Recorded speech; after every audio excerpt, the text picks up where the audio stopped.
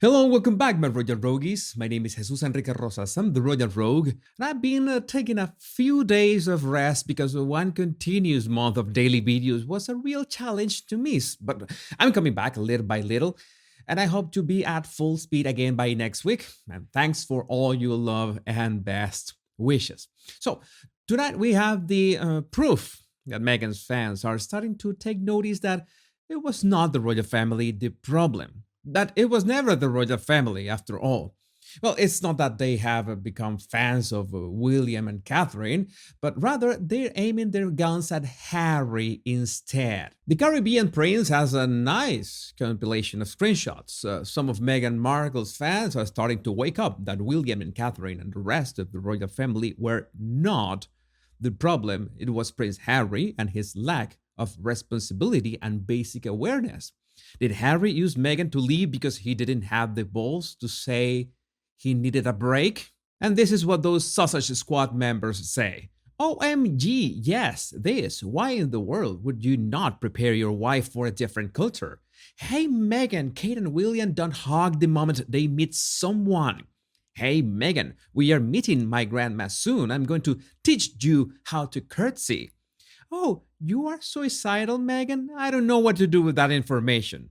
Dan proceeds to write about how he has a therapist on effing speed dial when he had his fight with William. It's like one of the basics you would expect your boyfriend to do, prepare you to meet the in-laws. He is so careless.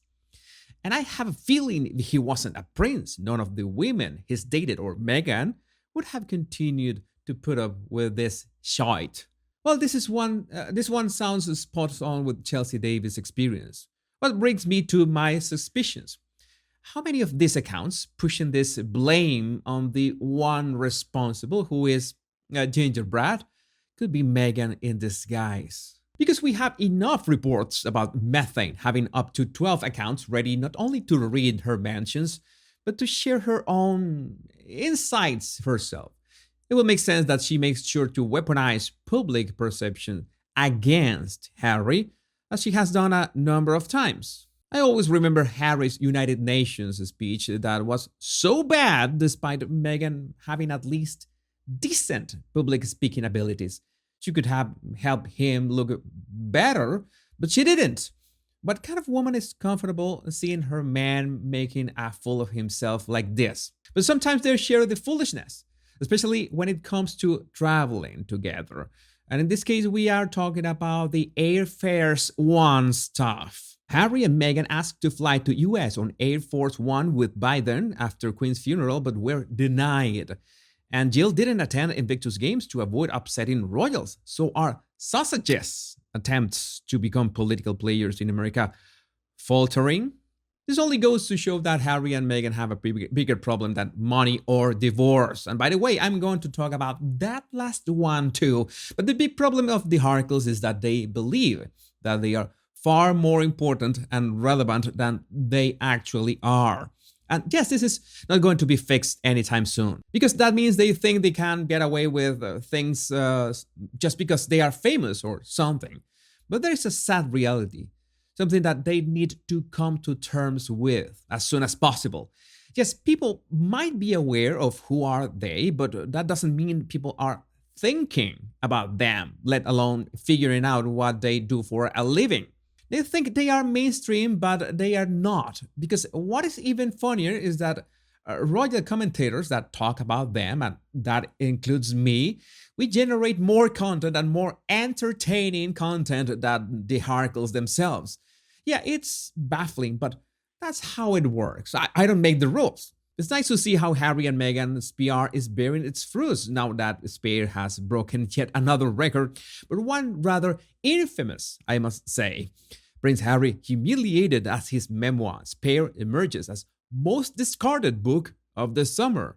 Prince Harry's book flew off the shelves when it was released on January, but the public are fast discarding the controversial royal memoir. Okay, not exactly a record that one could be proud of, but a record nonetheless. One has to think of the silver linings, the headlines, no matter what. But this is more than just unsold copies, which, by the way, it would be hard to top the Bench's record. No, we are talking about literally discarding them once they are bought. Apparently, tourists have been leaving Harry's book in droves by the pool, their hotel room, hotel bookshelves, etc. It was the most tossable book of 2023. I guess. Congrats, Harry. No, not gonna lie, in my experience as a brand advisor to politicians, that word tossable is nice reverse psychology marketing. I can imagine Gingerbread's poster a la Obama. Will be perfection. But headlines have to be written by someone on the sausage camp, and now we have interesting happenings in this regard. Discount Barbican now appears on Yahoo's site as past tense executive editor. So he's like a freelancer now? Is he being slowly marked into oblivion? I don't know, your guess is as good as mine, but this looks like Yahoo are putting him away in a slow burn. We also have an insight by Kinsey Schofield mentioning how convincing Scobie is on a screenshot. Heard from a friend in the media that H&M are working with Entertainment Tonight in response to the separation rumor and that they'll be speaking through them via a source. Interesting choice. In my opinion, this is about Harry and Meghan discovering that any separation rumors are instantly picked up by the media, as in people can't help staring at a car wreck. Sadly, that's just part of human nature. And we begin to see more and more of this. Take, for example, the Inquirer, Harry and Meghan, trial separation, nasty fights, humiliation, failure. Well, that sounds like a typical documentary screening, so I doubt it's a big deal. But we got a nice spread, pun intended, about the Montecito morons and the odds that they are calling it quits. Who can ignore such attention-grabbing subheads? But I can have a good reach myself, and I noticed this tweet a couple days back. Prince Harry reveals Daenerys Targaryen as his comfort character during his lowest moments in new memoir Spare. Her story resembles mine in many ways. She is so inspiring to me. Just like Daenerys, I will take back what was stolen from me.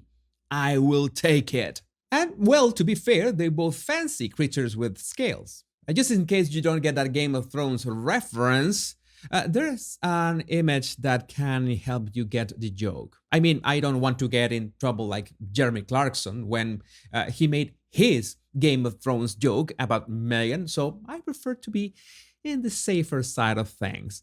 Finally, we get a reference to Meghan's Hertz dress thanks to Lin King. Ready for some fun? OMG, it's the Hertz dress on network TV. I literally cannot escape the Walmart Wallace. Question is, who wore it first? And this was from the Neighborhood series, original air date February 13 of this year. So maybe Meghan got inspiration from this one? I would like to know what you think about this in the comments. My Royal Rogues, I'm thankful that more than 1 million of you watch my videos in the last 30 days, but somehow only a fraction of that million have subscribed. So what are you waiting for? It's as easy as clicking the subscribe button and free. Thanks for inspiring me to make these daily videos. And remember, much love and bliss.